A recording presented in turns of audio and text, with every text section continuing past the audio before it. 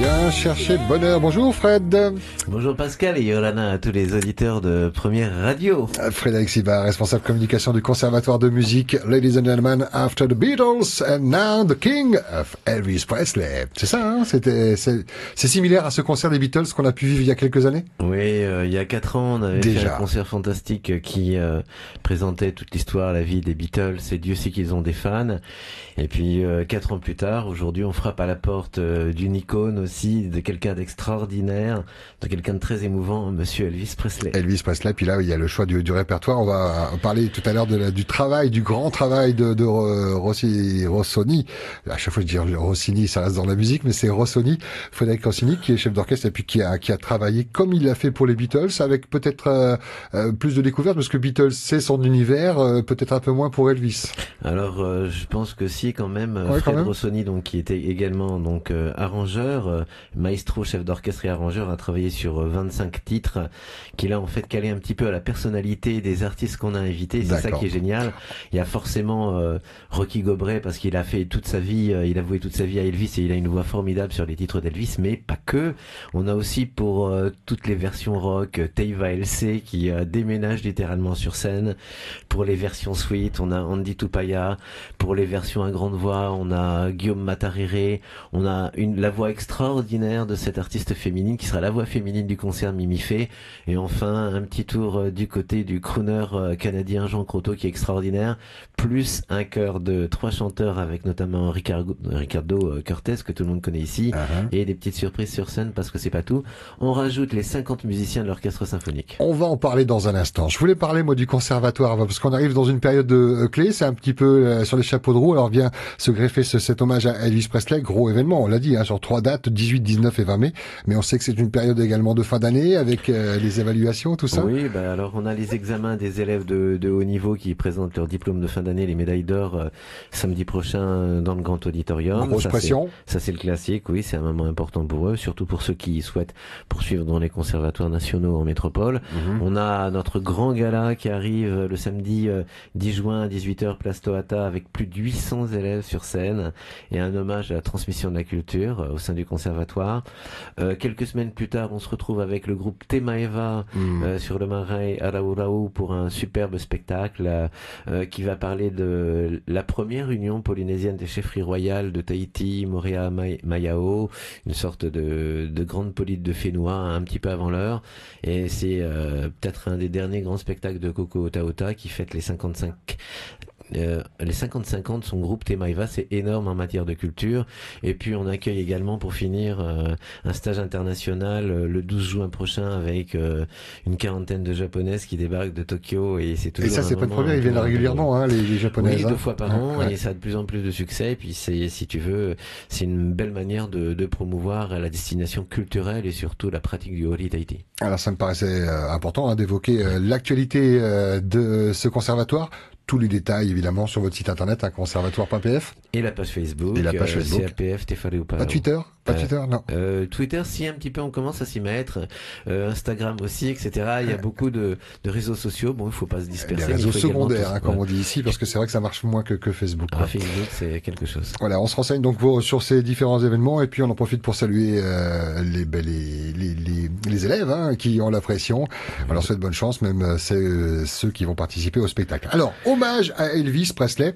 Déjà, quelles sont les prémices? Comment on a choisi cet artiste? C'est Rossini qui a choisi? Alors, ça commence par une discussion tripartite entre le directeur, Fabien Dinard, à qui je transmets mes hommages les plus respectueux et amicaux, Fred Rossini, qui est à la fois notre chef d'orchestre et arrangeur, et puis évidemment Rocky, pour qui Elvis c'est toute sa vie et qui avait parlé avec Fred il y a quelques années de cela du 40e anniversaire de la mort d'Elvis, et donc ça sera en août, et on s'était dit que c'était peut-être le moment de rendre hommage à quelqu'un qui a vraiment marqué l'histoire de la musique moderne et qui a été, je dirais, une des premières grandes icônes.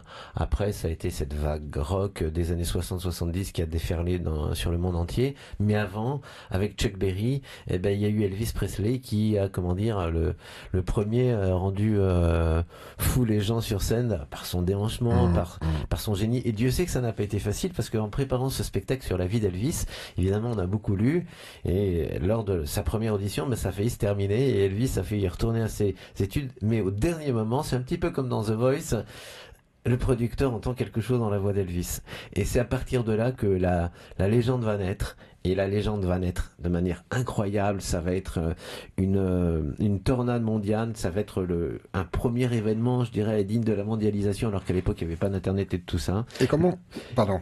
Et le premier concert, surtout avec celui des Beatles, c'est vrai, en Mondiovision, son fameux concert d'Hawaï dans les années 70, et comment dire, des chansons qui ont marqué plus d'une génération, un vrai phénomène musical. Et comment vous allez raconter cette histoire, c'est l'histoire du King, de cette légende? Est-ce qu'il va y avoir de la vidéo? Est-ce que en même temps que la musique, il va y avoir les clips? Il y a pas mal de vidéos du King. Pour vous, nous allons lever le voile sur la préparation de ce véritable spectacle.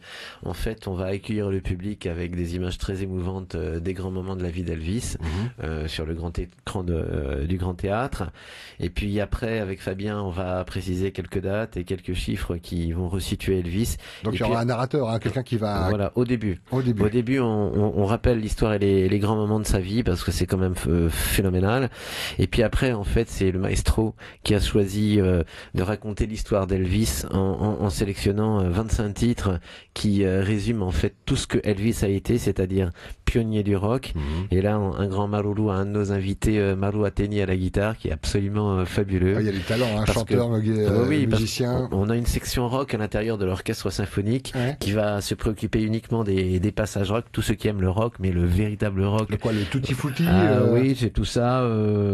Blue Sweat Shoes, Jailhouse Rock. C'est des moments qui sont absolument incroyables et qui sont également conçus dans l'esprit d'antan.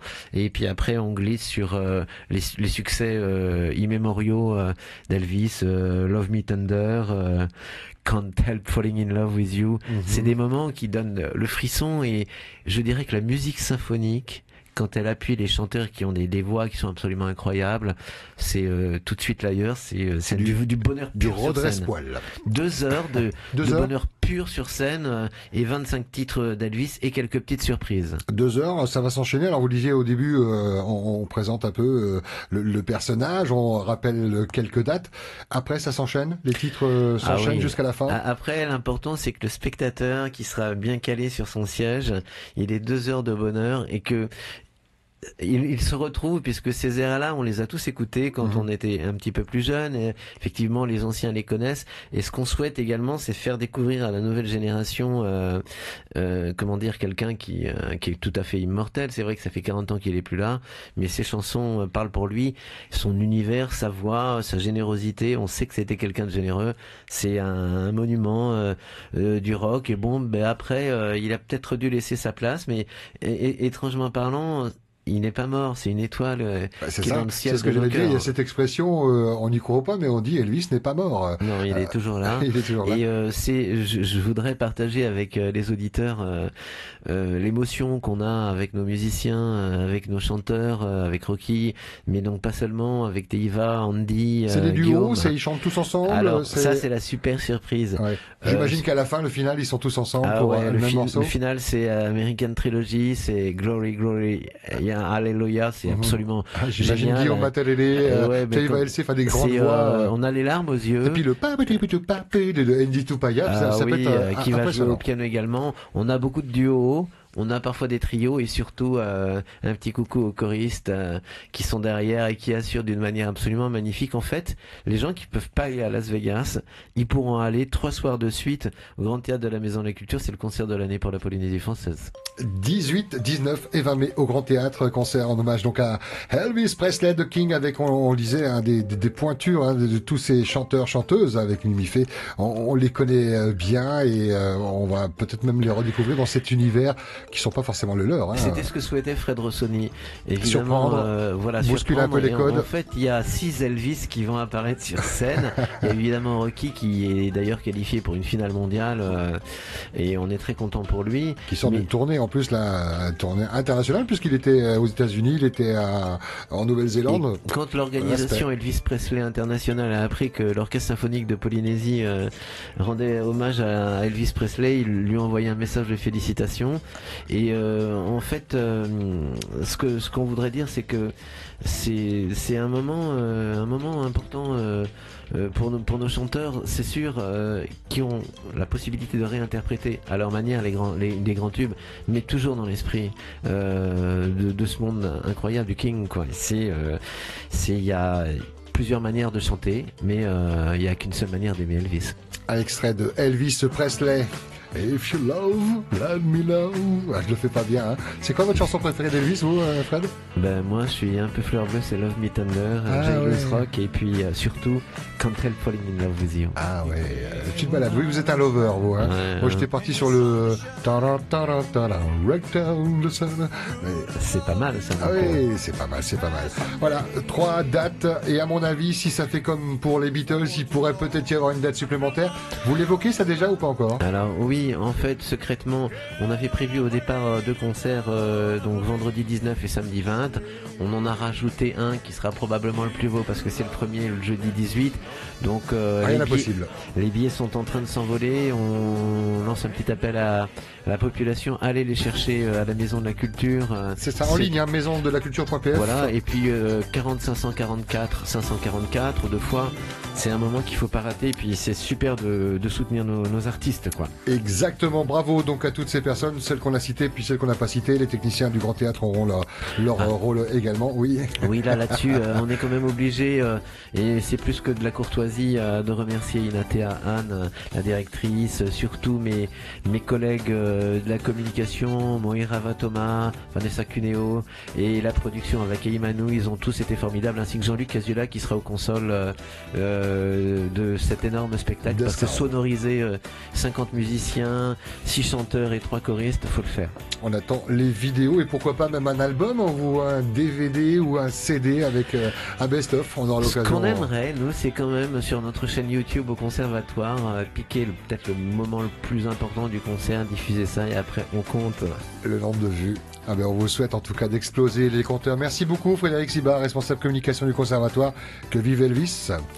Merci Pascal, et à tous les auditeurs Maroulou. Puis si vous avez les 18, 19, 20 envie de rêver, venez rêver avec nous. Eh ben voilà, le message est passé à la vitesse du son.